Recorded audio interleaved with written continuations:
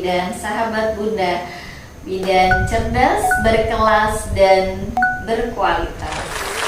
Oke, alhamdulillah pada hari ini saya akan sharing kepada Bunda semuanya dan calon Bunda nih ya, kaitannya dengan apa saja sih masalah pada saat menyusui ya, yang mungkin ini sangat sering terjadi pada masyarakat ya, dan ini Bunda harus tahu ya, supaya nanti misal pada saat Bunda menyusui ya, pada masa nifas menyusui, Bunda mengalaminya, Bunda tidak panik dan bisa untuk melakukannya sendiri di rumah.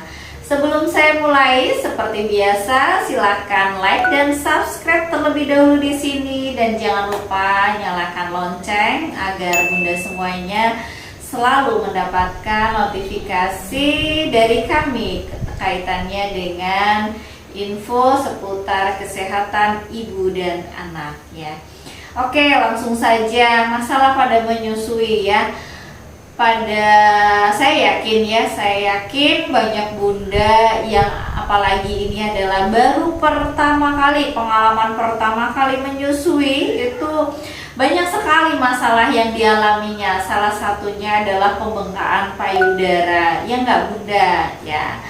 Gitu, pembengkakan payudara. Kenapa sih bisa terjadi pembengkakan payudara? Kenapa kok ada juga yang payudaranya sudah besar, nyun sewu ya, jadi mohon maaf, payudaranya kuantitasnya besar tapi kok nggak keluar, padahal rasanya nyeri menteng-menteng seperti itu ya. Nah, itu adalah sudah terjadi pembengkakan payudara. Bedakan antara payudara penuh dengan pembengkakan ya.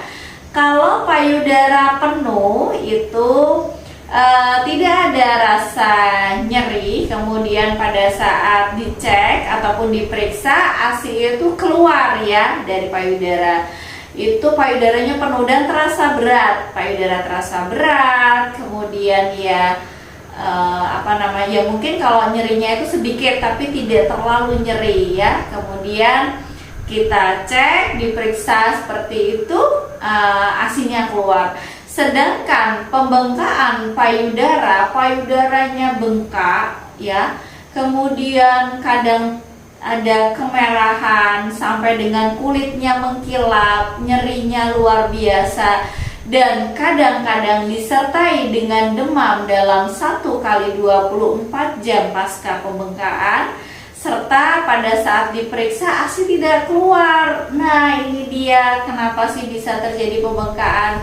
Banyak faktor yang mempengaruhi kenapa kok bisa terjadi pembengkakan payudara. Yang pertama, salah satu sebabnya adalah karena terlambat menyusui dini. Nah, makanya Bunda yang akan bersalin nih, silahkan dikomunikasikan dengan baik kepada providernya dan minta kepada providernya supaya nanti dilakukan IMD, karena IMD ini, inisiasi menyusui dini, itu adalah salah satu faktor yang menentukan keberhasilan dari menyusui ya.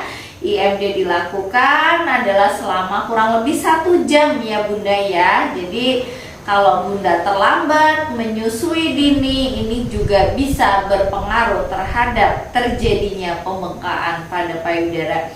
Yang kedua, terlalu membatasi untuk menyusui. Nah, ini dia, siapa nih Bunda yang membatasi menyusui ya? Saya yakin insya Allah yang di sini tidak ada ya, yang sedang mengikuti dari YouTube kami ataupun dari channel kami ini. Mudah-mudahan tidak ada yang membatasi babynya untuk disusui ya. Makanya dilakukan secara on demand sesuai dengan keinginan bayi. Kalau misalnya baru saja disusui, bayinya nangis minta nyusu lagi, berikan saja, tidak perlu dikasih batas waktu ataupun jarak ya. Memang secara teori dalam 2 jam bayi itu akan lapar ya, jadi akan lapar. Bukan berarti kita setiap 2 jam nih bayi harus disusui tidak. Jadi memang 2 jam bayi pasti akan lapar, tapi ketika sebelum dari 2 jam bayi sudah lapar, haus, silahkan ibu untuk menyusui ya. Kemudian yang ketiga, kenapa bisa terjadi pembengkakan? Karena teknik menyusui yang salah ya. Oke, mungkin nanti pada sesi selanjutnya saya akan mengajarkan bagaimana teknik menyusui yang benar ya, supaya nanti Bunda tidak mengalami masalah dalam proses menyusui, sehingga harapannya adalah nanti bisa berhasil menyusui dengan baik ya. Kemudian yang kelima adalah tidak dilakukan perawatan payudara ya. Jadi kalau memang tidak dilakukan perawatan payudara dengan baik, tidak dilakukan stimulasi dengan baik ya, itu nanti bisa menyebabkan terjadinya pembengkakan pada payudara. Oke, nah misalnya Bu ada pertanyaan, kalau sudah terjadi pembengkakan payudara, apa yang harus saya lakukan ya gitu. Jadi pembengkakan payudara tadi banyak sekali faktor penyebabnya ya. Sekarang adalah yang kita bahas nih solusinya kalau sudah terjadi pembengkakan. Apa yang harus dilakukan kalau terjadi pembengkakan pada payudara? Yang pertama ya, Bunda harus tetap rileks ya, tidak boleh panik. Kemudian tidak boleh takut, apalagi cemas berlebihan, karena itu justru hormon stres yang namanya hormon kortisol akan menghambat proses produksi dari hormon oksitosin dan prolaktin itu sendiri. Oksitosin itu apa sih Bu? Oksitosin itu adalah hormon yang membantu mengalirkan ASI dari pabriknya atau dari pusatnya sampai dengan ke baby ya, namanya hormon oksitosin.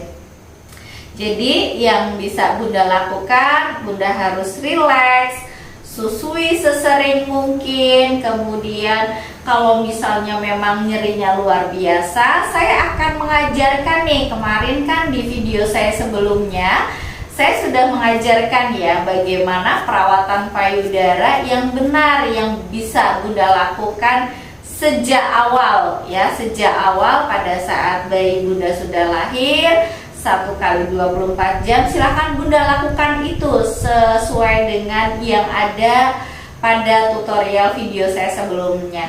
Nah, ini bagaimana jika terjadi pembengkakan ya, proses masasnya seperti apa ya. Ingat, kalau terjadi pembengkakan, Bunda tidak boleh melakukan masas payudara ini dari atas ke puting. Nah, tidak boleh, justru ini akan menyebabkan namanya mastitis atau peradangan ya. Peradangan itu yang sampai merah, bengkak, bahkan nanti sudah ada nanahnya ya. Itu terus masasnya seperti apa kalau sudah terjadi pembengkakan? Masasnya itu dibalik ya Bunda ya, dari areola ini kemudian kita tarik ke atas sampai dengan bawah ketiak ya. Jadi dari payudara, dari areola ya, dari puting areola ini kemudian kita tarik sampai ke bawah ketiak ya.